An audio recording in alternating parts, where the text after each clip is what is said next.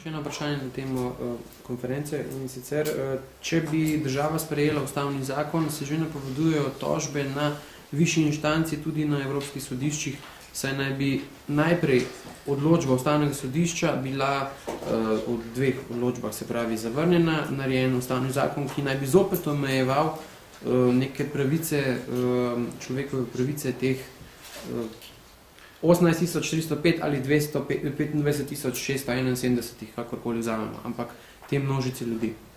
No, iskanje podpore po evropskih institucijah je najprej potekalo zelo po ideoloških kanalih. Takrat je bilo tudi precej odziva. Spomnil bi, da je Pop TV v nekih poročilih zavrtelo posnetek enega italijanskega radikalca, ki je tukaj protestiral in je izjavil, citiram, tovariši iz Slovenije so me obvestili, da je bila pri vas več kot 18.000 ljudem odvzeta pravica do državljanstva. Vsi vemo, da je to seveda popolna laž. Ravno nasprotno, ponujena jim je bila pravica do državljanstva. No, kasneje pač se Evropa dolgo tega vtisa, napačnega vtisa ni mogla znebiti, vendar je nastopil trenutek resnice, ko je, bi spomnil, leta 2007 organizirala slovenska tranzicijska levica izlet tako imenovanih izbrisanih v Bruselj, ki se je silno neslavno končal, kajti ko so prišli tja in so jih bili tudi pripravljeni tam sprejeti nekateri najvišji predstavniki, so ob pozivu zložili na kup slovenske potne liste. In potem so v Evropi vprašali, čakajte, kje so pa tisti izbrisani, kako pa ni pomeni, da človek nima nobenega papirja, da mu je bilo odvzeto državljanstvo. Ker so rekli, to smo mi. In potem seveda je bilo hitro te zgodbe konec, ker so v Evropi razumeli, da jih nekdo ves čas z napačno uporabo pojmov hudo vleče za nos. In koncev obstaja tudi sodna pot. In kolikor je meni znano, so nekateri to pot že ubrali in da so bile v glavnem vse tiste tožbe že zavržene. Sam sem trdno prepričan, da če v Sloveniji to uredimo na ustavno-pravni ravni, potem Evropa o tem preprosto ne bo imela več očilnih presojati. Kajti odločba ustavnega sodišča je enakovredna, je ustavna materija, tudi ustavnemu zakonu. To je tudi normalna demokratična pot, ki se uporablja v številnih sosedah, tako že pri prvi sosedi Avstriji, ko parlament poišče dvotretinsko večino, dvotretinski konsens in pač za to neko stvar uredi drugače, kot je sicer hotelo ustavno sodišče. To je popolnoma normalna demokratična pot. Še eno vprašanje. Tudi grede v Sloveniji ne bi bilo to prvič. Veste, da je bil v ustavo zapisan proporcionalni volilni sistem, žal pa takrat ni šlo samo za to, da se je negiralo odločbo ustavnega sodišča, tisto je bilo še veliko bolj sporno, kajti tam se je s tem povozilo odločitev najvišjega suverena, kajti to je v večinski volilni sistem je bil izglasovan na referendum. Še eno vprašanje. Če bi sodba, ki je v primeru Todorović sedaj še nepravnomočna, postala pravnomočna, ali bi potem ta ustavni zakon spodbil tudi to sodbo na sodišču? V Sloveniji veste, da obstaja pravni red in zelo jasna ustavna določba, ki pravi, da ni mogoče spreminjati pravnih predpisov za nazaj. To se pravi, ni mogoče recimo že pravnomočnih odločb spreminjati razno z izrednimi pravnimi sredstvi in to pod izjemno ostrimi pogoji. Ni mogoče uveljavljati zakonov z veljavnostjo za nazaj in to vaše vprašanje samo vsebuje ponovno potrditev tistega, kar sem rekel že prej.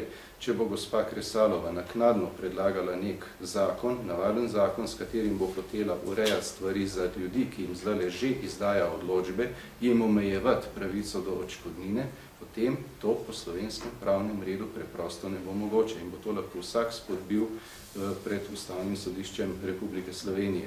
In zaradi tega bodo ti ljudje, ki zdaj dobivajo odločbe, v bistveno boljšem položaju, bolj ugodnem položaju, kot tisti, ki bi dobili odločbe potem, ko bi bil tak zakon o omejevanju sprejet. Itak pa sem že prej poudaril, navaden zakon lahko Ustavno sodišče kadarkoli obravnava, kadarkoli razveljavi in potem se lahko čez 10 let znajdemo v isti situaciji, kot smo se znašli zaradi posega Ustavnega sodišča, s katerim pa še enkrat poudarjam, je Ustavno sodišče popolnoma zignoriralo dejstvo, da je bil 81. člen zakona o tujcih v bistvu vključen v temeljno ustavno listino in je torej s tem prekoračilo svoja pooblastila. Da pa ne bi šlo tukaj za mojo trditev ali pa za trditev SDS, smo v sam tekst interpelacije vključili mnenje pač samega avtorja slovenske ustave in to prav poglavja o človekovih pravicah in tudi avtorja velikega dela zakonodaje z tega področja, doktorja Toneta Jerovška. Tudi so avtorja temeljne ustavne listine. In on na argumentiran pravniški način pove, zakaj je bila ta odločba ustavnega sodišča tako sporna in kako bi bilo pravzaprav potrebno ravnati, da bi se stvari uredilo na praven in pravičen način. To pa je cilj SDS. Ste si hitro umili roko, ko ste se rokovali včeraj v TV klubu z gospodom Todorovičem na koncu TV kluba? Vsako ponujeno roko sam sprejme, ne glede na to, kdo jo ponudi. Mislim, da je to en temeljnih odnosov med ljudmi. Tudi vsakogar pozdravim, lahko vprašate katerega koli od konkurentov tukaj na hodniku, tudi vsakega zaposlenega, ne delam nobene razlike in enako ravnanje seveda pričakujem tudi vse drugih. Z tega razloga pač vašega vprašanja res ne moram razumeti, razen če vi ravnate drugače. Ne, hotel sem vas vprašati, kako ste vi razumeli to ponujeno roko, katero ste tudi sprejeli gospoda Todoroviča na koncu oddaje. Je to prvi vajn kontakt v smislu neke pomiritve? Gospod Todorovič je bil nekoč tudi gost naše tiskovne konference tukaj. Prišel je s celo skupino svojih znancev iz vrst tako imenovanih izbrisanih, ki to niso, če bi bilo uporabiti izraz prenešeni. In popolnoma normalno smo se pozdravili od prihodu in odhodu, tako kot včeraj.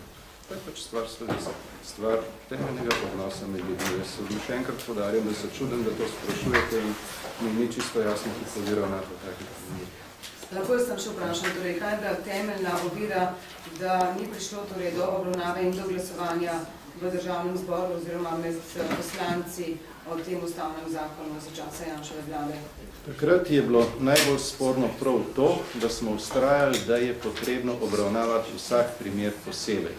Kajti očitno je bilo nekomu šlo v nos, da na ta način seveda ne bi bilo mogoče izdajati odločb tistim, ki so bili recimo, kot je znan en primer, ujeti na Hrvaškem v neki paravojaški enoti in več let zaprti, se potem vrnili nazaj v Slovenijo, zdaj bi pa potem na čelu dobili odločbo, da so bili ves čas v Sloveniji in imeli ves čas tukaj stalno prebivališče. Zato, da bi se take primere, ko gre torej za vprašanje predvsem nekdanjih oficirjev JLA oziroma tisti, ki so bili vezani na službe nekdanje Jugoslavije, izločilo. Zato je takrat gospod Rop to ustavil. To je bilo iz njegovih besed popolnoma jasno. Priče za to pa so, kot veste, nekdanji minister Bohinc, ki je bil na tistem sestanku in še predsednik SDS, gospod Janez Janša. Prav pri načelu, da individualne obravnave se je zataknilo. Zakaj bi bilo pa to sporno, se gre za enega od temeljev modernega prava, to pa resnično je težko razumeti. Razen seveda, če iščeš dodatne volivce. Ste mogoče še bolj konkretni z datumom, torej kdaj je to bilo? To je bilo tam pred razpisom referenduma o tako imenovanem tehničnem zakonu izbrisanih leta 2004. Če lahko še nekaj, če interpelacija ne uspe, zakon se ne sprejme, kaj potem? Potem bodo državljanke in državljani Republike Slovenije, ki imajo na koncu v demokraciji zmeraj zadnjo besedo, na naslednjih volitvah presojali, kaj je kdo storil, ali je storil prav in na čigav način. Referenduma ne več nobenega. Referendum je demokratično sredstvo. Meni je izredno žal, da tudi sedanje dogajanje v nekaterih strankah izkoriščajo za to, da bi spet šli v omejevanje pravice do referenduma. Sam osebno sem in bom vedno temu dosledno nasprotoval. Referendum je neka demokratična norma, ki je v Sloveniji že uveljavljena. Vprašanje je samo politične zrelosti, politične kulture, kako jo uresničujemo. Ampak to ni odvisno več od slovenske ustave, ampak od konkretnih ljudi. Gospod Grims, odkje ima toliko energije, da bijete to bitko tako ostro še vedno?